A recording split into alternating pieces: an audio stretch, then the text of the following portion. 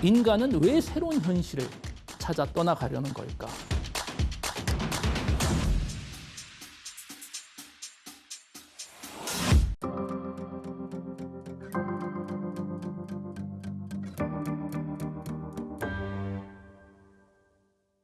네, 안녕하세요.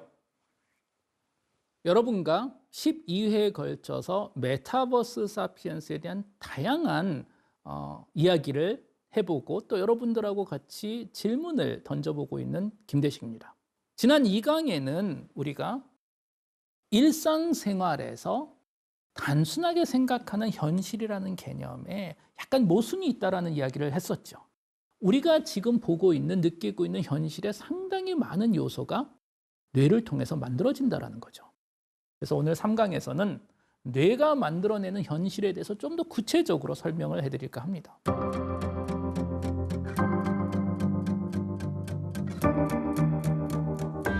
우리가 뇌에 대해서 많은 이야기를 하고 연구도 많이 하죠.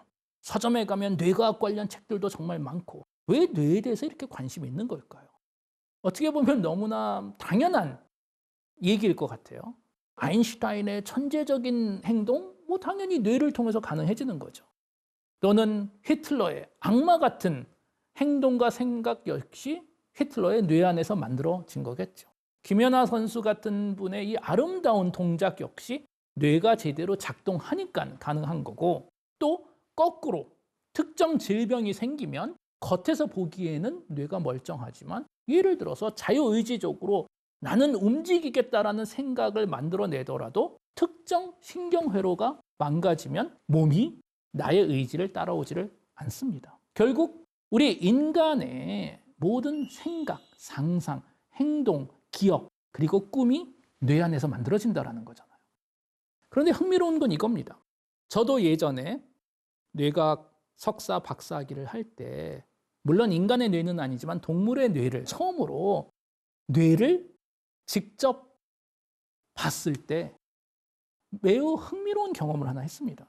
그건 뭐냐면 뇌를 직접 보면 신기한 게 하나도 없다라는 게 정말 신기했습니다. 뇌는 눈으로 보면 그냥 1.5kg짜리 고기 덩어리입니다. 특별하지 않아요. 그리고 뇌를 잘라보고 연구를 해도 뇌 안에는 아무것도 없습니다. 사진도 없고 영상도 없고 소리도 없고 당연히 느낌도 없습니다. 뇌 안에 존재하는 것은 10의 12승 정도 되는 신경세포들입니다. 정보를 전달할 수 있는 아주 특별한 세포들이죠. 그리고 신경세포들은 각자 다른 1000개에서 10,000개 정도 되는 다른 세포들하고 연결이 되어 있습니다. 인간의 뇌 안에는 10의 15승 정도 되는 시납스라고 불리는 연결고리들이 존재합니다. 그리고 그게 답니다. 이제 정말 궁금하지 않아요?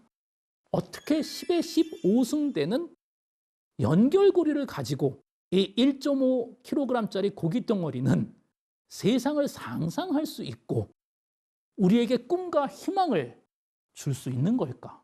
그리고 우리가 뇌에 대해서 이야기할 때 더 신기한 게 하나 있습니다. 그건 뭐냐면 뇌가 머리 안에 있다는 사실입니다. 이게 도대체 무슨 얘기일까요? 당연히 뇌가 머리 안에 있지 어디에 있겠습니까? 그런데 사실 우리의 인간의 뇌는 현실을 직접 경험할 수는 없죠. 뇌에 발이 달려서 뇌가 막 돌아다니면서 현실을 직접 경험하는 것이 아니고 뇌는 태어나서 죽을 때까지 두개골이라는 어둠컴컴한 감옥 안에 평생 갇혀 사는 거잖아요. 그리고 우리는 눈, 코, 귀를 통해서 들어오는 정보를 간접적으로 받아서 해석에 사용할 수뿐이 없습니다.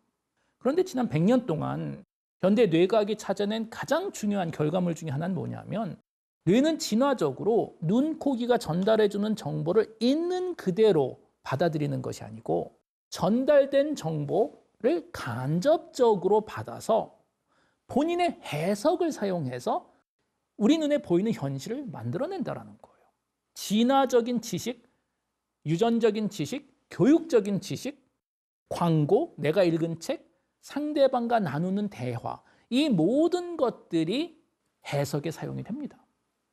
다시 말해서 지금 이 순간 여러분들 눈에 보이는 현실이 그렇게 생겨서 인풋으로 여러분들 눈에 들어오는 것이 아니고 현실에서 들어온 정보를 해석해낸 뇌의 결과물, 아웃풋을 여러분들은 지금 보고 있는 겁니다. 그럼 여러분들은 그렇게 말씀하실 수가 있겠죠. 이게 말도 안 되는 얘기 아니냐. 어떻게 내 눈에 보이는 현실이 인풋이 아니고 해석된 결과물이라는 걸까? 과학적으로 우리는 이 문제를 착시현상을 통해서 살짝 접근해 볼 수는 있습니다. 몇 년 전에 인터넷에서 아주 인기 있었던 착시현상이 하나 있죠. 파란 드레스 착시현상이라는 게 하나 있습니다. 기억하시겠지만 보면 매우 단순한 드레스입니다. 그런데 신기한 건 예를 들어서 제 눈에는 이 드레스의 색깔은 파란색입니다. 그리고 검정 줄이 있는 거고. 그런데 또 다른 분들 눈에는 이 드레스의 색깔이 하얀색이래요. 그리고 줄이 검정색이 아니고 금색이라는 겁니다. 도대체 이 드레스의 진짜 색깔은 뭘까? 답은 간단합니다. 진짜 색깔은 파란색도 아니고 검정색도 아니고 하얀색도 아니고 금색도 아니라는 거예요. 색깔이라는 것 자체가 물질적인 세상에 존재하는 현상이 아니잖아요. 색깔이라는 것 자체가 눈을 통해서 들어온 빛의 파장을 뇌가 해석을 해내는 결과입니다. 그리고 이 해석에는 수많은 변수들이 들어옵니다.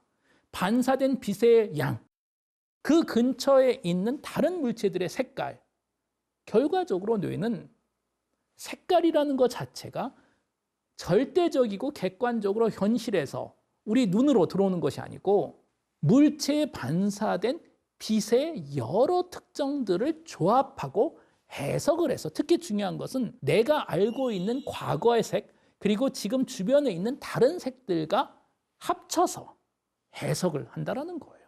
그리고 또 하나의 문제가 있죠. 예를 들어서 제가 여러분들에게 빨간 사과를 하나 보여드린다고 칩시다. 그리고 제가 얘기해요. 이 빨간 사과 참 맛있게 생겼네요. 그럼 여러분들은 빨간 사과를 보고 빨간 사과네요 라고 동의를 하실 겁니다. 결과적으로 우리는 빨간 사과라는 인식의 교집합을 만들고 거래가 이제 가능합니다. 그런데 다시 한번 생각해 볼까요? 제 눈에 보이는 저 빨간 사과의 색깔이 완벽한 빨강은 절대로 아니잖아요. 저 색깔은 약간 애매모호한 색깔입니다. 무늬도 있고 뭐 이상한 것도 있고. 그런데 문제는 제가 지금 인식할 수 있는 제 눈에 보이는 저 사과의 색깔을 완벽하게 표현할 수 있는 단어가 존재하지 않습니다. 결과적으로 아주 거시적으로 복잡한 이 인식의 결과를 저는 빨강이라는 단어를 사용해서 표현을 합니다. 그러면 이 빨강이란 단어가 여러분들 뇌에 들어가면 여러분들은 제 뇌 안에서 보이는 색깔은 볼 수가 없겠죠. 빨강이란 단어만 듣고 여러분들 머리 안에서 여러분들이 알고 있는 빨간색을 만들어내시는 겁니다. 결과적으로 우리가 항상 얘기할 수 있는 건 언어의 해상도가 인식의 해상도보다 항상 더 낮다라고 이야기를 합니다. 우리가 보는 세상은 복잡도가 어마어마합니다. 그런데 문제는 이 모든 것을 표현할 수 있는 단어와 언어를 우리 인간은 가지고 있지 않습니다. 왜냐? 언어라는 것 자체가 현실을 있는 그대로 그리고 정확하게 그리고 내 머리 안에서 벌어지는 생각을 정교하게 표현하라고 만들어진 도구가 절대로 아니죠. 물론 철학자, 인문학자님들은 동의를 안 하실 겁니다. 그렇지만 뇌과학적으로 인간의 언어가 있는 목적은 진실을 표현하는 것이 아니고 생존을 위해 만들어진 여러 도구 중에 하나겠죠. 그러다 보니 내가 빨강색이라고 이야기를 하고 상대방이 그 단어를 이해하고 빨간 사과가 있을 때 보여줘야 되는 반응이 제가 보여주는 반응과 비슷하기만 하고 우리가 협업만 할 수 있다면 이게 진짜 현실하고 큰 차이가 있어도 아무 문제가 없다라는 거예요. 이런 식으로 우리는 착시현상을 사용해서 객관적인 세상과 내 눈에 보이는 세상이 틀리다라는 여러 현상들을 우리는 볼 수가 있습니다. 결국 우리 인간은 다른 종들에 비해서 아주 뛰어난 능력을 하나 가지고 있는데 그건 뭐냐면 우리 호모사피엔스는 보이지 않는 걸 볼 수 있는 능력을 하나 가지고 있습니다. 덕분에 우리 인간은 창의성이라는 걸 가지고 있죠. 아직 있지도 않은 걸 상상할 수가 있잖아요. 그리고 반대로 이미 다 끝나고 지난 과거 일을 후회하면서 살기도 합니다.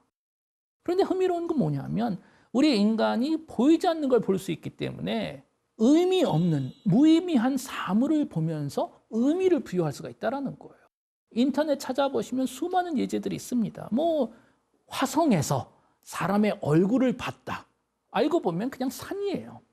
또는 예전 몇 년 전엔 아마 스페인에서 있었던 일인 것 같은데 토스트 빵을 구웠는데 거기서 예수님 얼굴이 등장하더라는 거예요.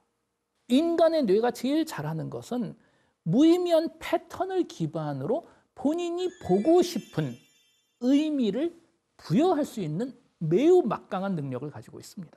우리 인간의 가치관에서도 이런 일은 자주 일어납니다. 매우 유명한 실험이 하나 있는데요. 예를 들어서 제가 여러분들에게 지금 빨간 머그잔을 하나 보여준다고 칩시다. 그리고 제가 여러분들에게 물어봅니다. 이 머그잔의 가격이 얼마 정도 할까요? 글쎄요, 뭐 한 3,000원이라고 칩시다. 이게 여러분들이 추가 정보 없이 내린 평균적인 가치입니다. 이제 제가 이 동일한 머그잔을 다른 분에게 보여줍니다. 단 머그잔을 보여주기 전에 조건 하나를 추가하는 거예요. 그건 뭐냐면 아까하고 동일한 머그잔이죠. 이 머그잔이 당신 머그잔이라고 상상을 해보세요. 그리고 이 머그잔의 가격을 물어보면 3,000원 플러스 항상 알파가 되더라는 거예요. 10%, 20%, 30% 정도 가치가 늘어납니다. 이 실험의 의미는 뭐냐면 우리 인간이 가진 매우 신기한 능력 중에 하나가 내 거라고 상상만 해도 가치가 올라간다는 거예요. 그냥 내게 더 좋아 보인다는 겁니다. 그렇기 때문에 인터넷의 수많은 회사들이 우리가 서비스를 가입하면 또는 가입을 유도하기 위해서 한 달 정도 무료로 서비스를 사용하게 하는 게 많죠. 한 달 서비스를 사용하면 우리의 뇌가 착각하기에 이미 그 서비스는 내 겁니다. 다시 말해서 내가 지불하고 싶은 돈, 가치가 경험하기 전보다 올라간다는 거예요. 이런 식으로 내게 더 소중하게 보이는 아주 인간의 매우 본능적인 해석 방법은 하지만 현대사회에서 큰 문제도 일으킵니다.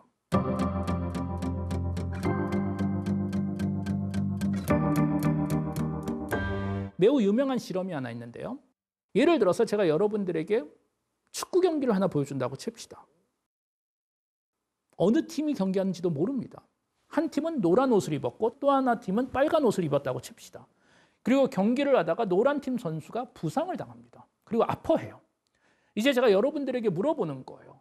지금 노란 팀 선수가 한 어느 정도로 아플까요? 그냥 막연하게 뭐 0에서 3 사이에 한번 판단해 주세요 라고 했더니 여러분들이 글쎄요, 한 중간 정도 1.5 정도 아픈 거 갑니다라고 이야기를 합니다. 이게 여러분들이 추가 정보 없이 평균적으로 판단하는 느낀 현실입니다. 이제 여러분들은 나가시고 동일한 숫자의 비교 그룹이 들어옵니다. 그리고 그 비교 그룹에게 동일한 축구 경기를 보여줘요. 정확하게 동일한 장면. 단 축구 경기를 보기 전에 제가 무작위로 결정을 해줍니다. 자, 왼쪽에 서 계신 분들은 노란 팀을 응원합니다. 오른쪽에 계신 분들은 빨간 팀을 서포트해요. 노란 팀이 누군지 빨간 팀이 누군지도 몰라요. 경기 상황에서 노란 팀 선수가 역시 부상을 당하고 아파합니다. 이제 제가 노란 팀을 응원한다고 생각했었던 분들한테 물어보는 거예요. 노란 팀 선수가 지금 얼마나 아플까요? 하고 물어보니 2.5라는 거예요. 아까 평균은 분명히 1.5였잖아요. 아까보다 더 아파 보인다는 거예요. 반대로 반대편 빨간 팀을 후원하는 분은 지금 노란 팀 선수가 아픈 게 한 0.5래요. 아까 평균은 1.5였죠.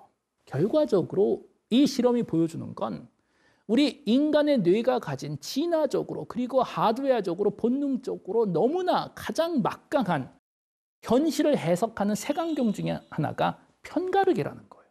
그리고 이 편가르기가 머리 안에서 만들어지기만 하면 갑자기 세상이 다르게 보입니다. 내 편이라고 생각만 해도 내 눈에 보이는 현실이 다르게 보인다라는 거예요. 그리고 이 착시 현상에서 인간이 벗어나기가 매우 어렵습니다. 그러면 이제 질문을 해야 되겠죠. 이런 무의미한 축구 경기를 보기 5분, 10분 전에 만들어진 편가르기가 우리에게 세상을, 현실을 이렇게 다르게 보이게 한다면 수십 년, 수백 년 전부터 다양한 국가로 나눠져 있는 민족주의적인 편가르기는 우리에게 세상을 얼마나 다르게 보이게 할까? 수백 년, 수천 년 전부터 다른 문화권으로 나눠져 있는 문화적인 편가르기는 얼마나 세상을 왜곡할까? 걱정할 수뿐이 없다라는 거예요. 그리고 이런 관점에서 제가 1강에서 말씀드렸던 중국과 미국, 중국과 서양의 대립을 우리가 걱정해야 될 것은 인간의 뇌가 진화적으로 가지고 있는 편가르기 요소가 다 포함되어 있다는 거예요. 결과적으로 뇌는 본능적으로 중국인은 중국인 위주, 미국인은 미국인 위주로 동일한 현상을 완전히 다르게 해석하고 현실이 그렇게 보이도록 왜곡할 조건이 너무나 완벽하게 부여되어 있다는 겁니다. 그리고 이런 지식을 기반으로 우리가 뇌과학적으로 주장해 볼 수 있는 건 사실 이 세상에서 가장 위험한 생각은 바로 내 생각입니다. 확률적으로 그리고 과학적으로 당연히 내 생각이 맞을 수도 있고 내 생각이 틀릴 수도 있어요. 너무나 당연하겠죠. 그런데 우리 인간이 타인의 생각이 틀린지에 대해서는 웬만큼 객관적으로 분석하고 이해할 수 있지만 나 자신의 생각이 틀릴 수도 있다는 것을 받아들이는 것은 불가능할 정도로 어렵습니다. 왜냐? 이 세상에서 나는 나한테 가장 소중하거든요. 그리고 우리 인간의 모든 현실은 나 위주로 만들어졌기 때문에 여러분들, 우리 모두 내 말이 맞다라는 가장 막강한 착시 현상을 지금 현재 가지고 있다는 겁니다. 결과적으로 우리가 뇌에 대해서 관심을 주고 있는 것은 뇌를 통해서 우리가 생각을 하고 꿈을 꾸고 말을 하고 기억을 할 수 있는 것뿐만이 아니고 이제 와서 재해석을 해보니 우리는 사실 뇌를 통해서 현실을 매번 만들고 있더라는 거예요. 그리고 어떤 관점에서 보면 우리 인간의 뇌는 진화적으로 만들어낸 VR, AR, 고글이라고 우리가 해석을 해볼 수가 있습니다. 어차피 지금 우리 눈에 보이는 세상은 진짜 현실이 아니에요. 진짜 현실이 어떻게 생겼는지 우리는 알 수 없습니다. 또 우리는 같은 한국 사람으로서 비슷한 문화적인 고글, 언어적인 VR, 글라스를 착용하고 있기 때문에 제 눈에 보이는 현실이 여러분들 눈에 보이는 현실과 거의 비슷해서 우리는 가치관에 대해서 공유를 하고 공감대를 만들어서 공유된 현실을 만들 수 있다는 거예요. 놀랍게도 현대 뇌과학이 이야기해 주는 건 메타버스가 어쩌면 하나도 새로운 현상이 아니고 진화적으로 우리는 지난 30만 년 동안 뇌라는 생물학적인 버추얼 리얼리티, 가상현실 글라스를 통해서 우리는 이미 생물학적인 메타버스에서 지난 30만 년 동안 살고 있었다는 거예요. 단 모든 인간들이 동일한 생물학적인 메타버스에 살다 보니 여기에 대한 의심이 한 번도 없었던 거죠. 그래서 우리가 메타버스 이야기를 하면서 이미 어떤 분들은 지금까지 우리가 살고 있는 현실에 이름을 하나 붙여줬더라고요. 리얼버스라는 진짜 현실에서 이제는 디지털로 만들어지는 메타버스와 진화적으로 만들어진 생물학적인 그리고 아날로그적인 리얼버스의 관계 그리고 대립이 앞으로 인류 역사의 가장 흥미로운 현상이 되지 않을까 싶습니다. 네, 감사합니다.